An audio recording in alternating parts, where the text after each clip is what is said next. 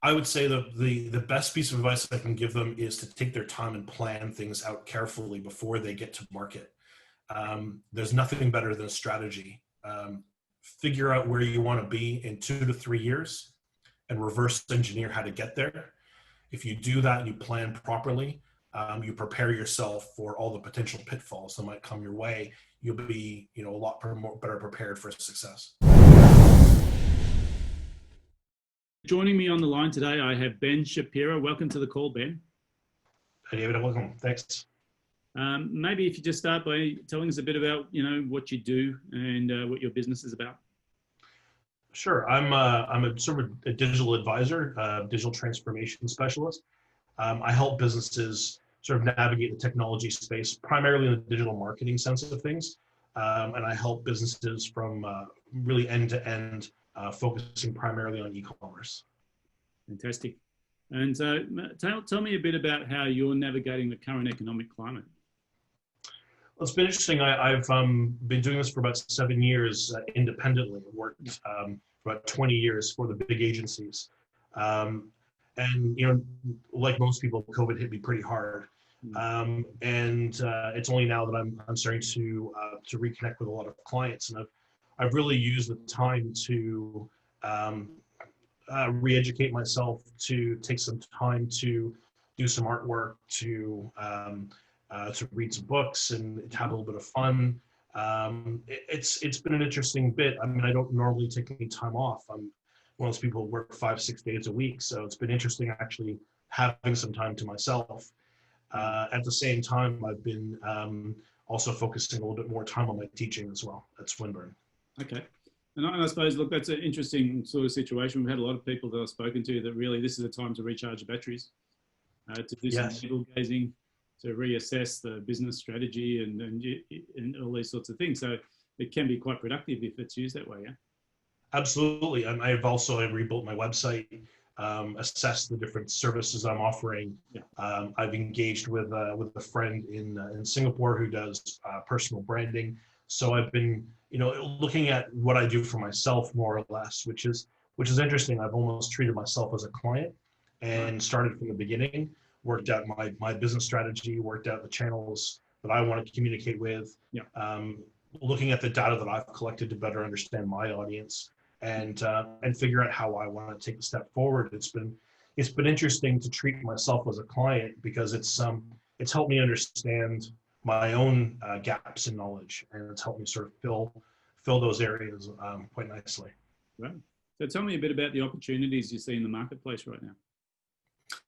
Well, I think there's certain areas of the marketplace that are still going to be a little bit hard to come back, and that's hospitality, retail, those types of things. Yeah. What I've been noticing is that there's a lot of wholesalers, distributors, manufacturers who have been kind of left in the lurch a little bit. A lot of them have a lot of outstanding inventory.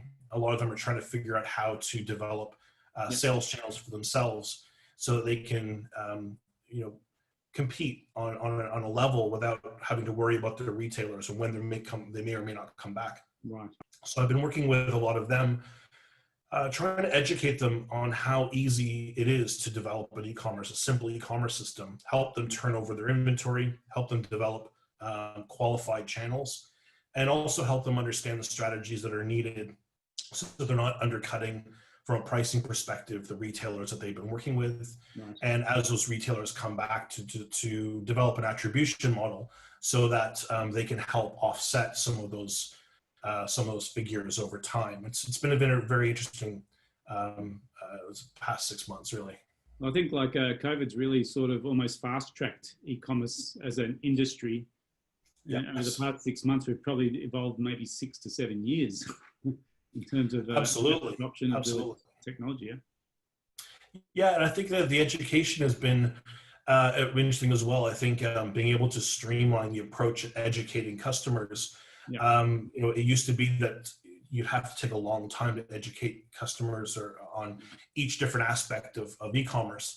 But now I think they're becoming a little bit more aware over the pitfalls of e-commerce and how to set things up properly. national pricing models, for example, to help reduce the complexity of pricing systems, so they can use a system like, say, Shopify versus a more complex modeling solution like Magento. Okay, understand. So tell me about your priorities right now within your business. Oh, personally, my priorities have been actually a little bit interesting, because the time off has given me a lot of time to reflect on my journey over the last really 24 years in the business. And it's given me a little bit of time to consider my relationship with my students. And I'm currently teaching at Swinburne. I'm teaching in the master's program for media and communications.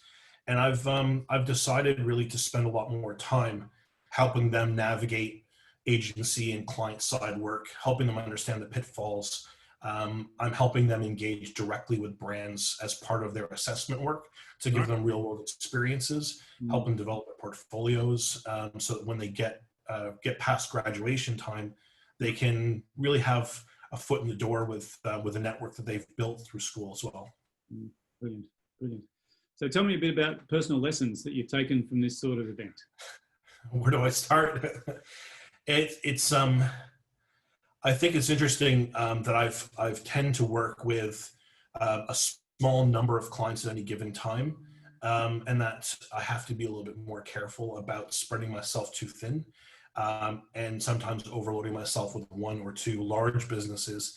And if one of those businesses go, like many agency clients, you tend to get yourself in a little bit of trouble.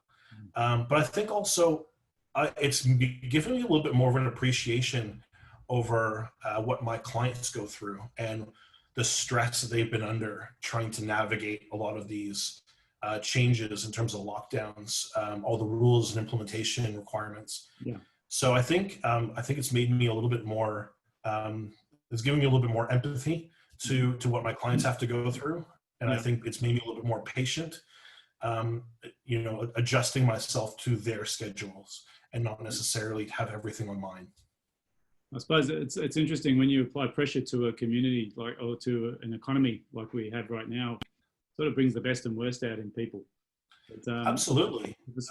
Yeah, right. So people act in their natural state. It's sort of not adapted persona anymore. It's just, this is who I am. Yeah, and I think businesses really understand who their effective partners are. They're the ones who are willing to work with the business, as opposed to just sort of have that working relationship. It's helped them understand how to build a collaborative relationship and goes beyond just work itself.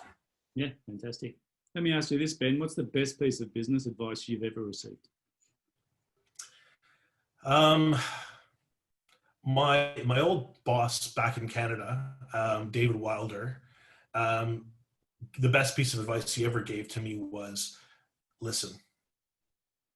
As simple as that.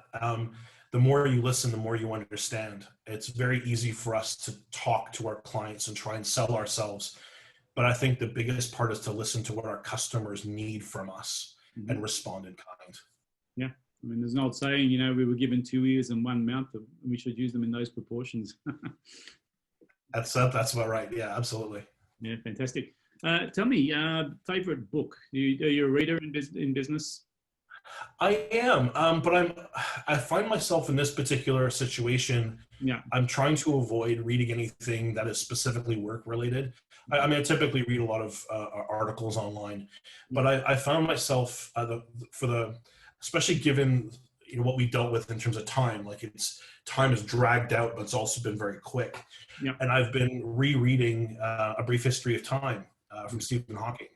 And I get to a certain point where the math starts to hit and it just goes over my head. But the first 2/3 of the book is quite fascinating. Yes. But I've also been reading Edward Snowden's book, Permanent Record.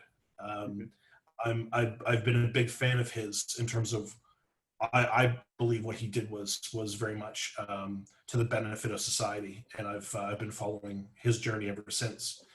And I've also been reading a book from my friend Billy Anderson, who's a personal coach. And he wrote a book called Your Comfort Zone is Killing You. And it's about stepping out and doing things that are a little bit confronting, a little bit outside your comfort zone to help sort of make you a better person. Yeah, great. So that's what I've been reading the last little while. Awesome. I mean, there's a few people that have decided to turn back to reading because they've got the time now. And absolutely, yeah. Although I have to say, I actually still prefer the digital versions rather than the printed copies.